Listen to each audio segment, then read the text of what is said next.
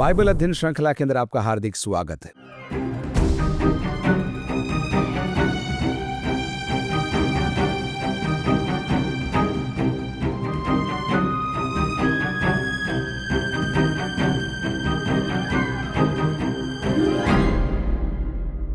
मिलकर हम पतरस की पहली पत्री का अध्ययन कर रहे हैं और आज हम चौथे अध्याय में हैं। पहली आयत से आगे सीखेंगे, लेकिन पहले प्रार्थना कर लेते हैं। परमेश्वर पिता, हम आपका धन्यवाद देते हैं आपके जीवित वचन के लिए, धन्यवाद देते हैं सौभाग्य के लिए, धन्यवाद देते हैं इस वचन की गहराई के लिए। हमें आप सिखा रहे हैं, इसलिए आपका हम धन्यवाद देते हैं। सारा आदर आपको देते हुए धन्यवाद के साथ प्रार्थना यीशु मसीह के नाम से मांगते हैं, आमीन। पहला पतरस चौथा अध्याय। इसलिए जबकि मसीह ने शरीर में होकर दुख उठाया, तो तुम भी उसी मनसा को हथियार के समान धारण करो, क्योंकि जिसने शरीर में दुख उठाया वह पाप से छूट गया।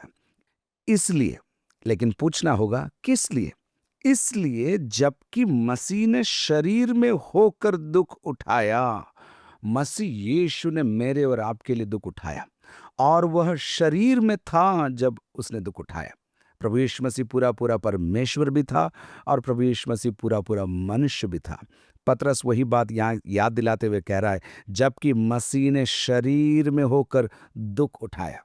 और अगर यीशु ने शरीर में दुख उठाया है, तो ये मेरे लिए और आपके लिए प्रोत्साहन का विषय है कि हम भी मसीह के समान दुख उठा सकते हैं। आगे आएगा, देखते हैं। इसलिए जबकि मसीह ने शरीर में होकर दुख उठाया, तो तुम भी उसी मनसा को हथियार के समान धारण करो।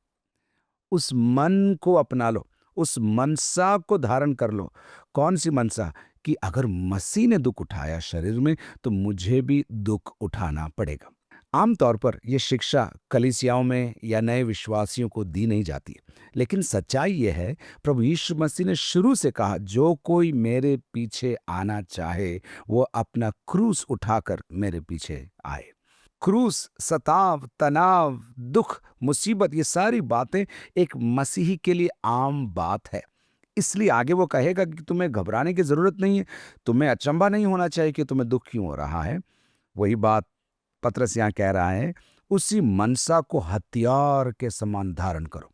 नए नियम के अंदर कई बार हथियार की बात आई है, लेकिन ये शारीरिक हथियार नहीं है, ये आत्मिक हथियारों की बात हो रही है। कुछ आयतें मैं आपको देना चाहता हूँ। रोमी की पत्री 6 अध्याय की 13 आयत में लिखा हुआ है, और अपने अंगों को धार्मिकता के हथियार होने के लिए परमेश्वर को सौंपो। रोमी 13:12 में लिखा है, रात बहुत बीत गई है और दिन निकलने पर है, इसलिए हम अंधकार के कामों को तज कर ज्योति के हथियार बांध लें। दूसरा कुरिन्थी 6:7 में लिखा है, सत्य के वचन के द्वारा और परमेश्वर की सामर्थ के द्वारा धार्मिकता के हथियारों से जो दाहिने बाएं हैं। अर्थात पतरस और पौलुस हमें सिखाते हैं कि हथियार है, लेकिन वे आत्मिक हैं, वे धार्मिक हैं, और जैसे हम सोचते हैं वैसे नहीं, लेकिन उसका प्रभाव अलग है और उसका लाभ भी अलग है। पतरस यहाँ कह रहा है, इस मनसा को हथियार के समान धारण करो। अर्थात तुम तैनात रहो, तुम तैयार रहो, सतर्क रहो, सचेत रहो। हथियार के समान धारण करो, क्योंकि जिसने शरीर में दुख उठाया वो पाप से छूट गया। आप इसको गलत न समझें, लेकिन आपको सही अर्थ में आप समझाता हूं। जिसने शरीर में दुख उठाया वो पाप से छूट गया। इसका गलत अर्थ पहले मैं आपको बता देता हूं। गलत अर्थ क्या है?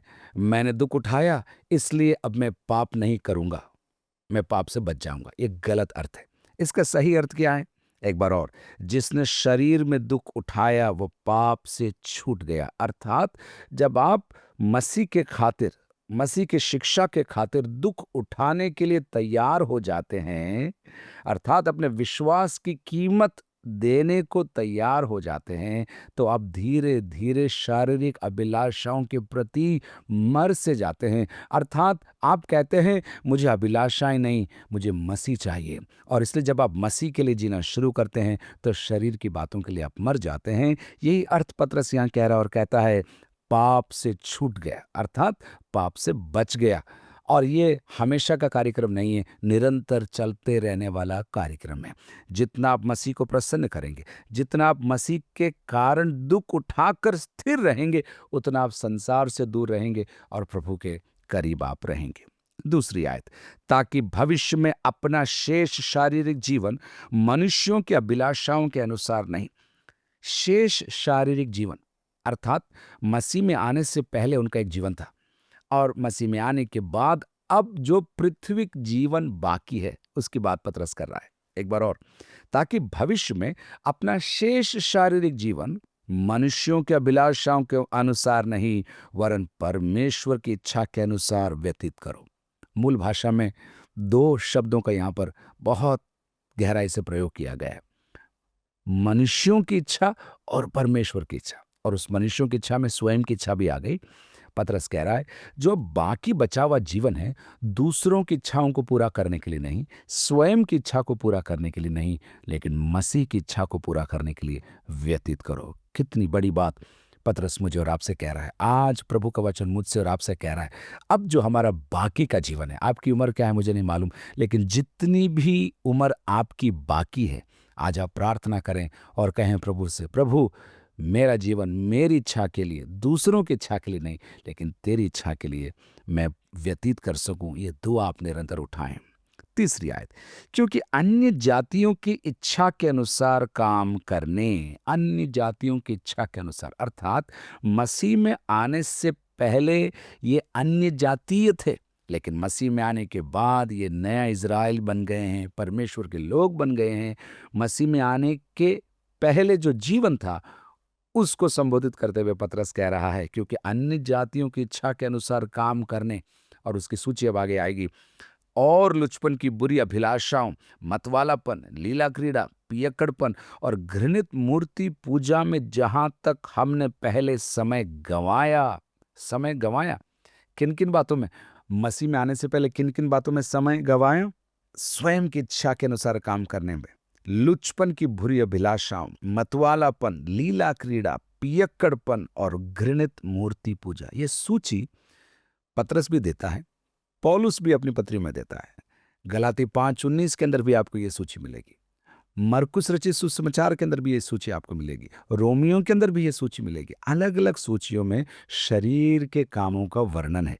संक्षिप्त में पतरस कह रहा है, अपनी इच्छा के अनुसार नहीं, लुचपन की बुरी अभिलाषाओं में नहीं, मतवालापन, लीला क्रीड़ा, पियक्कड़पन और घृणित मूर्ति पूजा में जहां तक हमने पहले समय गंवाया वही बहुत हुआ। एक चुनौती दे रहा पतरस, समय बचाओ। जितना तुमने टाइम वेस्ट करना था तुमने कर दिया, जितना बर्बाद करना था तुमने कर दिया, बस अब रुक जाओ, बहुत हुआ। चौथी आयत, इससे वे अचंबा करते हैं कि तुम ऐसे भारी लुचपन में उनका साथ नहीं देते, और इसलिए वे बुरा भला कहते हैं। विश्वासियों का जीवन देखिए, पहले वे इन बुरे कामों में लगे हुए थे, अपनी इच्छाओं को पूरी कर रहे थे, दूसरों की इच्छाओं को पूरी कर रहे थे, लेकिन मसीह में आने के बाद अब उन्होंने वो संगति छोड़ दी, उन्होंने वो आदतों को छोड़ दिया, उन्होंने वो बुरी चाल को छोड़ दिया। और जब छोड़ दिया तो उनके पुराने मित्र क्या बोल रहे हैं? उनके लिए बुरा भला कहते हैं, और ये कहते हैं कि तुम हमारा साथ नहीं देते। कितनी अच्छी गवाही है। आपके जीवन के बारे में क्या लोग ऐसी ही गवाही देते हैं? यीशु मसीह को पाने के बाद इसका जीवन सच में बदल गया। अभी हमारे साथ पैसा बर्बाद नहीं करता है, गलत काम नहीं करता है, गंदी आदतें नहीं हैं इसके जीवन में। ऐसी गवाही है कि आपके बारे में पतरस जिनको लिख रहा है उनकी गवाही स्पष्ट है। लोग क्या बोल रहे हैं? ये हमारा साथ नहीं देते, पहले हमारे साथ घूमने आते थे, पहले हमारे साथ खाते पीते थे, पहले हमारे साथ अय्याशी करते थे, लेकिन अब ये नहीं कर रहे।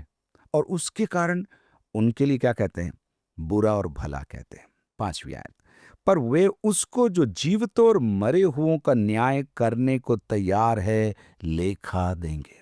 पतरस प्रोत्साहन के रूप में एक गंभीर चेतावनी प्रस्तुत कर रहा है।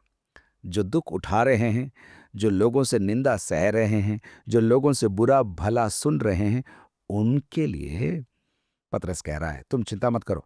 मैं तुमको याद दिलाना चाहता हूं कि जो लोग तुम्हारे विरुद्ध में ये काम कर रहे हैं उनको न्याय के दिन हिसाब देना पड़ेगा, उनको न्याय के दिन हिसाब देना पड़ेगा। पर वे उसको जो जीवितों और मरे हुओं का न्याय करने को तैयार है लेखा देंगे। मेरे और आपके जीवन का न्याय होगा, मुझे हिसाब देना पड़ेगा, आपको भी हिसाब देना पड़ेगा। रोमी के पत्र उसके 14 के 10 में क्या लिखा है मालूम? रोमी के पत्र उसका 14 अध्याय उसकी 10 आयत। तू अपने भाई पर क्यों दोष लगाता है, या तो फिर क्यों अपने भाई को तुच्छ जानता है? हम सब के सब परमेश्वर के न्याय सिंहासन के सामने खड़े होंगे। दूसरा तिमुथियुस 4:1 में भी यही बात पौलुस तिमुथियुस को याद दिलाता है। दूसरा तिमुथियुस 4 अध्याय उसकी पहली आयत। परमेश्वर और मसीह यीशु को गवाह करके जो जीवितों और मरे हुओं का न्याय करेगा। जो जीवित हैं और जो मर चुके हैं, दोनों का न्याय होगा। पत्रस यही बात कह रहा है, पर वे उसको जो जीवित और मरे हुओं का न्याय करने को तैयार है लेखा देंगे, क्योंकि मरे हुओं को भी सुसमाचार इसीलिए सुनाया गया कि शरीर में तो मनुष्यों के अनुसार उनका न्याय हो, पर आत्मा में वे परमेश्वर के अनुसार जीवित रहें। एक और कठिन पद यहाँ पर हमें देखने को मिलता है, क्योंकि मरे हुओं को भी सुसमाचार इसीलिए सुनाया गया। पहला पत्रस 3 अध्याय की 19वीं आयत में हमने देखा था, उसी में उसने जाकर कैदी आत्माओं को भी प्रचार किया। वहां पर हमने उसके विषय में सीखा, लेकिन यहां पर एक और बात पत्रस कह रहा है, मरे हुओं को भी सुसमाचार इसीलिए सुनाया गया। तो क्या जो मर गए हैं उनको मरने के बाद भी सुसमाचार सुनने का अवसर मिलेगा क्या? नहीं। इसका स्पष्ट अर्थ मैं आपको समझाता हूं। जो मसीह में थे और मर गए, उन्हें सुसमाचार सुनाया गया। समझ रहे हैं आप लोग? एक बार और, क्योंकि मरे हुओं को भी सुसमाचार इसीलिए सुनाया गया, अर्थात जो प्रभु में थे और जो सो गए, उनको सुसमाचार इसीलिए सुनाया गया कि शरीर में तो मनुष्यों के अनुसार उनका न्याय हो, पर आत्मा में वे परमेश्वर के अनुसार जीवित रहें। शरीर और आत्मा, शरीर और आत्मा, यही प्रयोग हमने 3:18 में भी देखा था। इसलिए कि मसीह ने भी, अर्थात अधर्मियों के लिए धर्मी ने, पापों के कारण एक बार दुख उठाया ताकि हमें परमेश्वर के पास पहुंचाए। वह शरीर के भाव से तो घात किया गया, पर आत्मा के भाव से जिलाया गया। यीशु मसीह के लिए लिखा, शरीर के भाव से घात किया गया, पर आत्मा के अनुसार जिलाया गया। यही प्रयोग पत्रस यहाँ करते हुए कहता है, शरीर में तो मनुष्य के अनुसार उनका न्याय होगा, पर आत्मा में वे परमेश्वर के अनुसार जीवित रहेंगे। वे मर गए, प्रभु में थे, सुसमाचार सुना, प्रभु में मर गए, उनका न्याय होगा, उनको प्रतिफल मिलेगा, लेकिन उनकी आत्मा क्या होगी? हमेशा हमेशा के लिए जीवित रहेगी, परमेश्वर के अनुसार जीवित रहे। मैं आशा करता हूं आपको ये पद्यांश समझ आ रहा है और आप इसकी गहराई को समझ रहे हैं। प्रभु आपको बहुत बहुत आशीष दे।